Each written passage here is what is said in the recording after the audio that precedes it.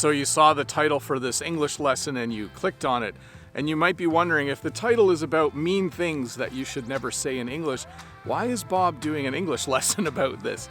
Well, these are things you should never say, but I think it's important as you read things in English and as you watch things in English and as you listen to things in English, I think it's important for you to know these phrases. They are really mean. I'm sure you're curious to find out what the phrases are, so we'll take a look at them in this English lesson.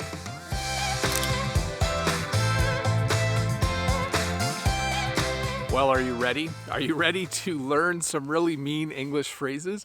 Here's the first one.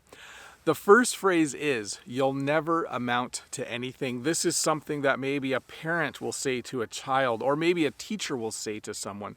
And when you say to someone, "You'll never amount to anything," what it means is that you don't think they will ever be successful. You don't think that they'll ever have a good job or a good life. You think that they'll never amount to anything. Definitely a mean thing to say, and usually it's something that is said by someone in authority, a grandparent or a parent or a teacher. Those are the kinds of people that come to mind when I think about this phrase. It's definitely mean, and you should definitely never say it. The next mean phrase is the phrase, "You're just like your mother," or "You're just like your father." This is not a nice thing to say to someone. Even though people's mums and dads have good qualities, when we use this phrase, we're usually referring to something about the person's mother or father that isn't very pleasant.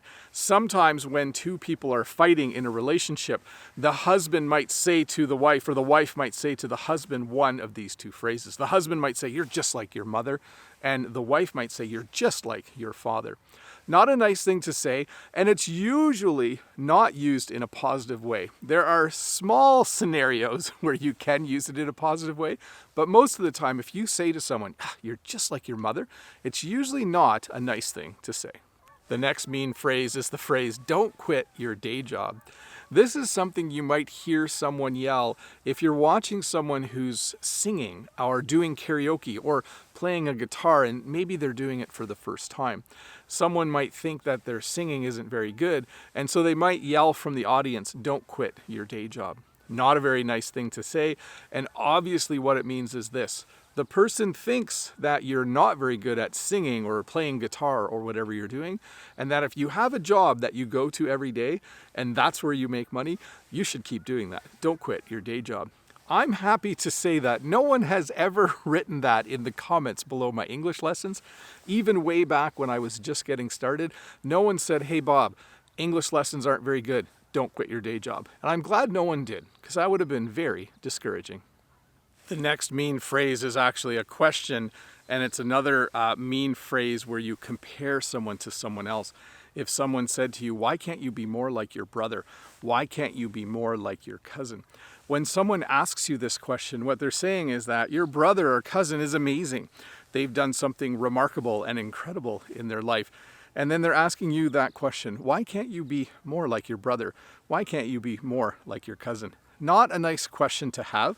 Again, this is a question that would usually be asked by maybe a parent or a grandparent, someone that knows you well and obviously knows someone that they can compare you to. So, why can't you be more like your brother? Why can't you be more like your sister? Why can't you be more like your cousin? You know what I think though? You should just be you. That's usually the best person that you can be. The next mean English phrase is the phrase, "Is that the best you've got?" This is a phrase that someone like a coach might say after you try really hard to do something in a game or a practice. Maybe you're on a soccer or football team and you kick the ball as hard as you can and it goes further than it's ever gone before. If the coach was then to ask you, "Is that the best you've got?" that would be very discouraging, because what they're saying is that whatever you did that you thought was really good, they didn't think it was very good at all. So that's the next phrase. The next mean phrase, "Is that the best you've got?" The next mean English phrase is the phrase, "Move over, let me do it." This is a phrase that someone might say to you in the kitchen, maybe if you're cooking or baking something. And if they don't think you're doing a very good job, if they think that you're messing up the recipe, they might say, "Move over, let me do it." It means they don't have confidence in you. It means they don't trust you. It means they think that you're just not doing a very good job. So that's the next mean phrase, "Move over, let me do it." The next mean English phrase is, I think, the meanest one of all, and it's the phrase, "you suck." Maybe you've gone to a sports game and maybe a player on the field has made a lot of mistakes and you might hear one of the fans yell, "You suck." It's not a nice thing to say at all. It means that the person thinks not only are you doing a bad job, but they don't like you at all. They don't like you. They don't like what you're doing. They think that you're failing at what you're doing and they're just yelling, "You suck." This can happen as well at a concert. I was at a concert once where the band that was opening for the other band wasn't very good. And someone in the audience actually yelled, "You suck." And then they started throwing stuff at the people on the stage. Not a nice thing to do. And definitely when you yell, "You suck," it's not a nice thing to say. The next mean English phrase is the phrase, "You're a disappointment." Again, this is something that would probably be said by a mean parent or a mean grandparent or a mean coach or a mean teacher. When someone says you're a disappointment, it means that they thought you were going to do better and then they were disappointed when you did whatever you did.